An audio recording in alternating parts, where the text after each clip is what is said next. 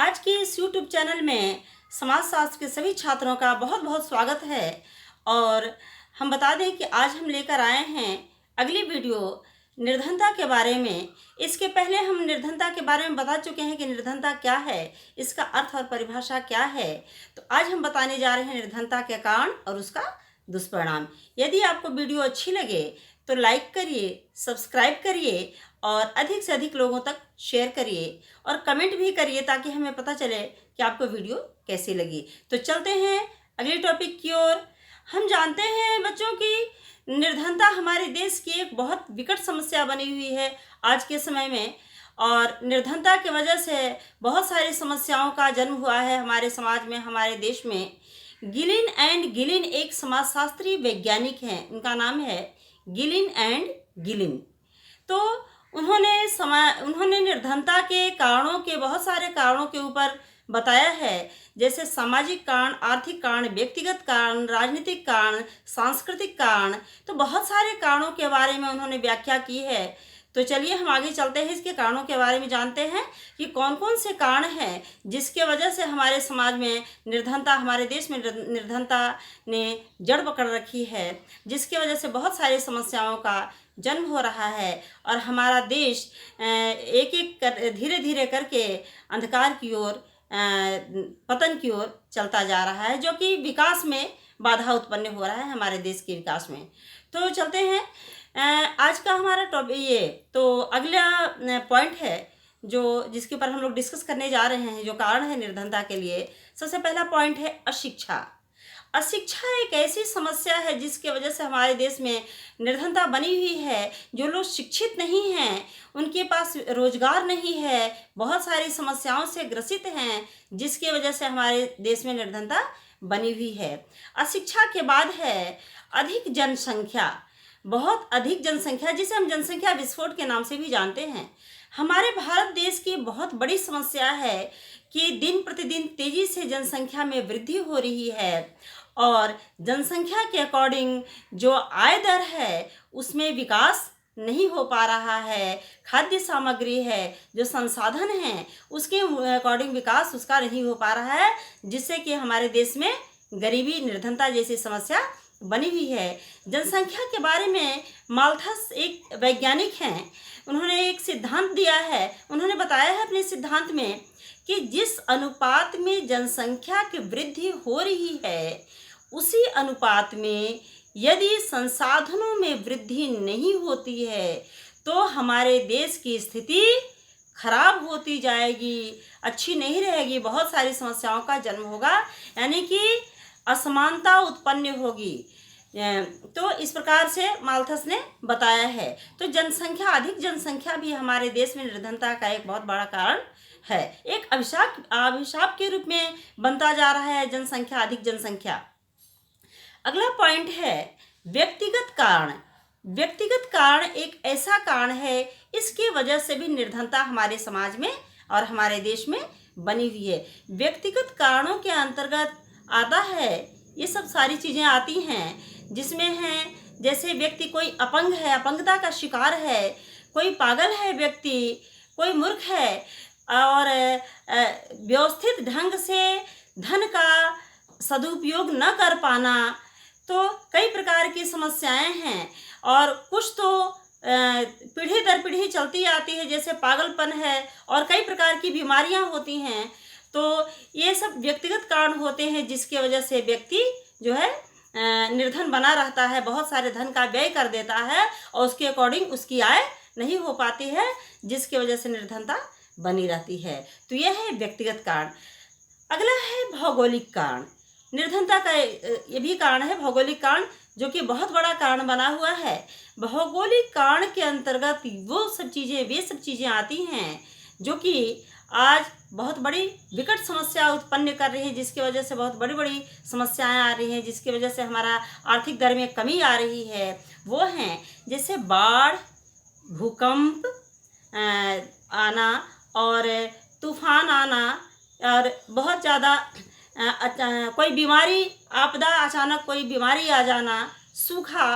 तो इसी प्रकार की कई प्रकार की प्राकृतिक आपदाएं हैं, जिसके वजह से हमारे देश में जो कृषक हैं वो परेशान हो जाते हैं, उनकी फसल की अच्छी पैदावार नहीं हो पाती है, उनका फसल नष्ट हो जाता है, उनका इनकम ठीक प्रकार से नहीं हो पाता है, उनका लागत नहीं निकल पाता है, और भी कई प्रकार की समस्याओं का जन्म होता है, जिसकी वजह से लोगों में गरीबी या निर्धनता बनी रहती है।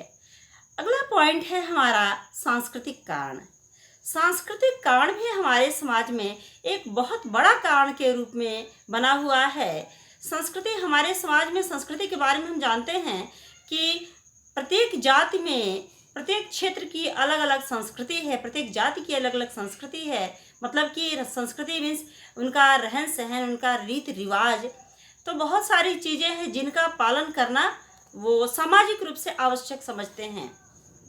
संस्कृति में जैसे कि जन्म के समय, मृत्यु के समय और विवाह के समय, अन्य ऐसे ही बहुत सारे त्योहार हैं, उत्सव हैं जिनको हम मनाते हैं, और उनको मनाना हमारे सामाजिक प्रतिष्ठा के हित में रहता है और सामाजिक प्रतिष्ठा का प्रतीक माना जाता है। तो उन सभी चीज़ों में हम ज़्यादा से ज़्यादा धन व्यय कर देते हैं। कभी कभी तो ऐसी स्थिति आ जाती है कि ऋण लेने तक की समस्या उत्पन्न हो जाती है और ब्याज दर इतना अधिक हो जाता है कि वो ऋण न चुका पाने की स्थिति में वो हमेशा गरीबी से ग्रसित रहते हैं, निर्धनता के शिकार बने हुए रहते हैं।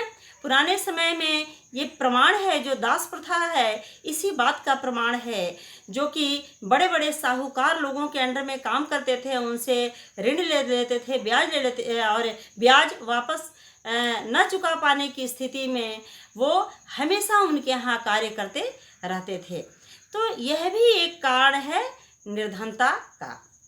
अगला पॉइंट है हमारा जो है वह है हमारे समाज में जो आलस्य है, लोगों में काम चोरी की जो भावना होती है, काम न करने की जो भावना होती है, यह भी एक निर्धनता का बहुत बड़ा कारण बना हुआ है। लोग काम नहीं करना चाहते हैं। जैसे किसी के पास बहुत ज़्यादा पैसा है, बहुत ज़्यादा धन आ गया, बड़े बड़े फैक्ट्री के मालिक हैं, बड़े बड़े लोग हैं, तो उनके पास यदि पैसा आ जाता है तो उनकी अगली पीढ़ी समझती है कि अब हमें कुछ करने की आवश्यकता नहीं है, और दिन प्रतिदिन खराब चीज़ों में और अनावश्यक चीज़ों में ऐसे ही धन को अपव्यय करते रहते हैं, जिसकी वजह से एक समय ऐसा आ जाता है जब पूरी तरह वह धन समाप्त हो जाता है और वो गरीबी के शिकार हो जाते हैं। तो यह भी एक कारण है। और पूंजीवाद की समस्या और औद्योगिकरण की समस्या, यह भी एक बहुत बड़ा कारण है हमारे देश में निर्धनता का। प्रारंभ से लेके आज तक के कार्यों को, गतिविधियों को जब हम देखते हैं तो हम यह पाते हैं कि औद्योगिकरण और पूंजीवाद की जो समस्या है, गरीबी का एक बहुत बड़ा कारण है। क्योंकि पहले हमारे घरों में, पहले हमारे देश में, हमारे समाज में बड़ी बड़ी फैक्ट्रियाँ नहीं होती थी, इतना कल कारखानों का आविष्कार नहीं हुआ था, इतने वैज्ञानिक आविष्कार नहीं हुए थे, कंप्यूटर नहीं था, बहुत सारी चीज़ें नहीं थी, जिसकी वजह से अनेकों मजदूर काम करते थे और वो अपने घरों में छोटे छोटे कुटीर उद्योग लगा रखे थे, जिसके वजह से वो अपने कुटीर उद्योग के स्वयं ही मालिक रहते थे और उनकी इनकम अच्छी होती थी।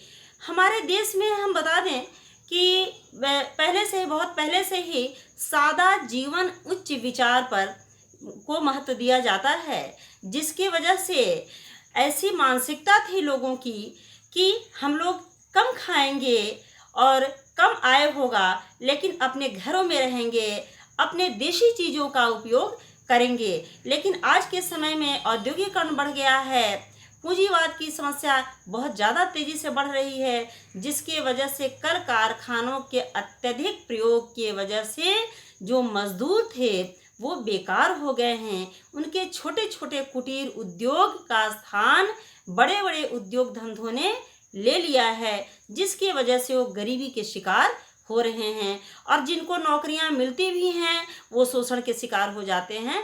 तो यह भी एक बहुत बड़ा कारण है हमारे समाज में निर्धनता का। तो बहुत सारी समस्याएं हैं निर्धनता की वजह से हमारे समाज में।